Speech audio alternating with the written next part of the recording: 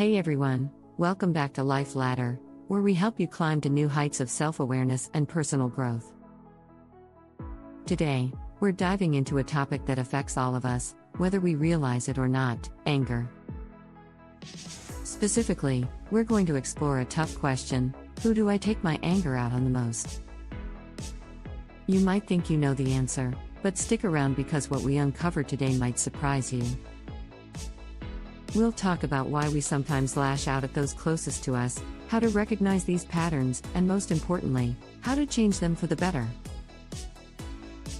Number 1. Understanding anger. What it is and where it comes from. Let's start by breaking down what anger really is. Anger is one of our most basic emotions, something every human experiences. At its core, anger is a natural, often automatic response to situations where we feel threatened, frustrated, or wronged. It's part of our evolutionary survival mechanism, designed to prepare us to fight or flee from danger. But here's where it gets complex: anger isn't just about the immediate situation. Often, the anger we feel is layered.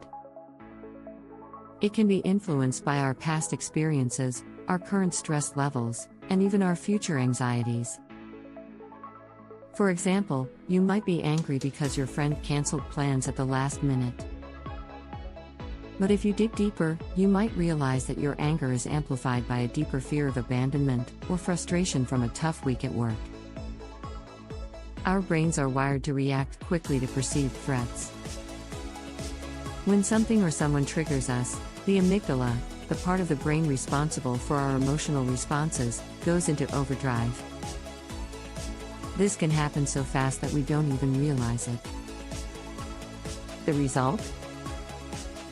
We lash out before we've had a chance to process what's really going on. But anger isn't inherently bad.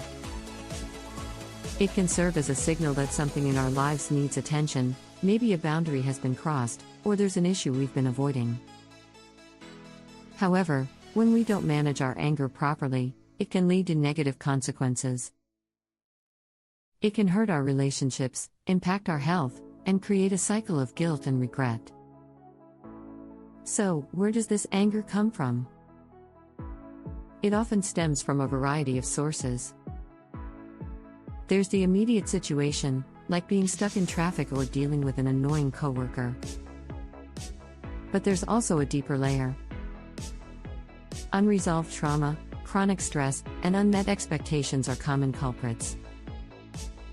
If you've ever felt like you were going to explode over something seemingly minor, it's probably because there's something bigger going on beneath the surface.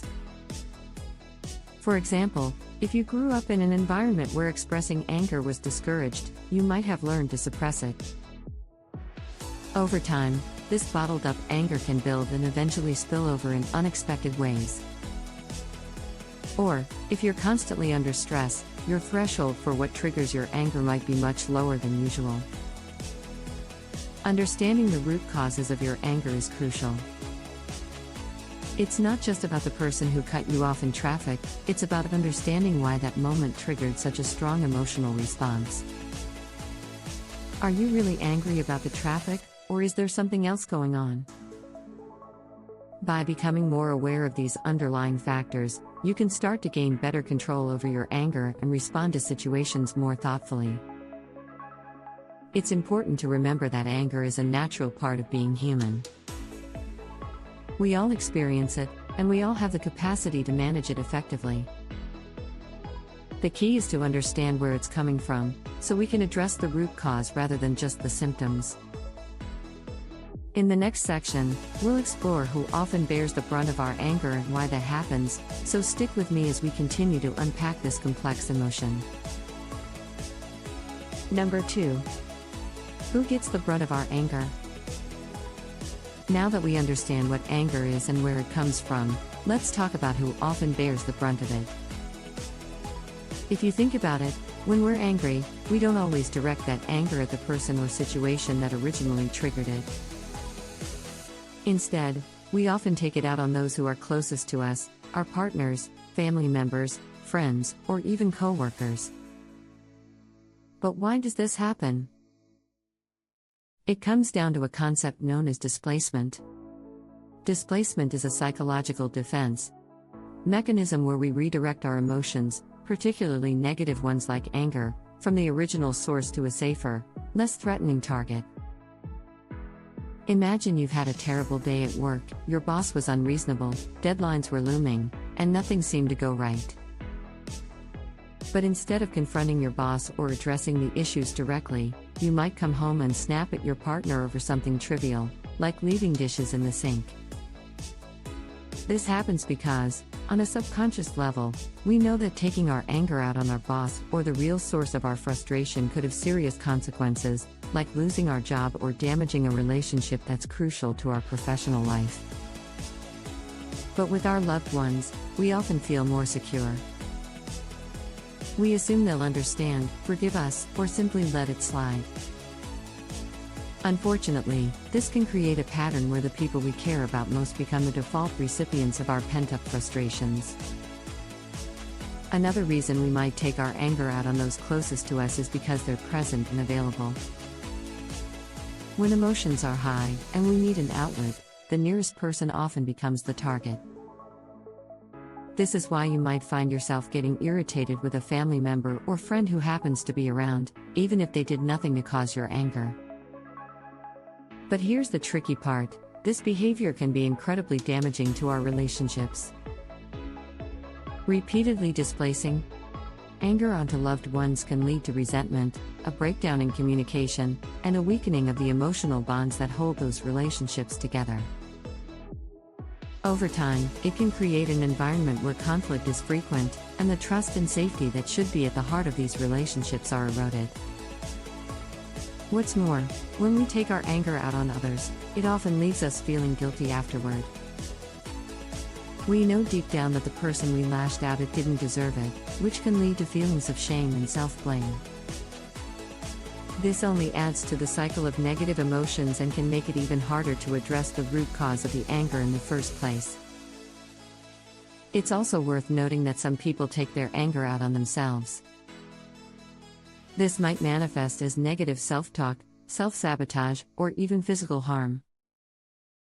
Instead of expressing their anger outwardly, they internalize it, leading to a whole different set of challenges. This self-directed anger can be just as destructive, if not more so, because it chips away at your self-esteem and mental well-being. Recognizing who you tend to direct your anger towards is a critical step in breaking this cycle. Ask yourself, when was the last time you were angry? Who bore the brunt of that anger? And most importantly, was that person really the cause, or were they simply in the wrong place at the wrong time? Understanding these patterns can help you take responsibility for your actions and begin to make conscious changes. It's not about blaming yourself or feeling bad, it's about becoming aware and making better choices moving forward. Number 3. Recognizing and breaking the cycle. Now that we've explored what anger is, where it comes from, and who often gets the brunt of it, the next step is crucial: recognizing these patterns in your own life and learning how to break the cycle. First, it's important to become aware of your triggers. Triggers are situations, words, or even memories that ignite your anger. Everyone has different triggers, and they can be rooted in various experiences, from your upbringing to daily stressors. Start by paying attention to what sets you off.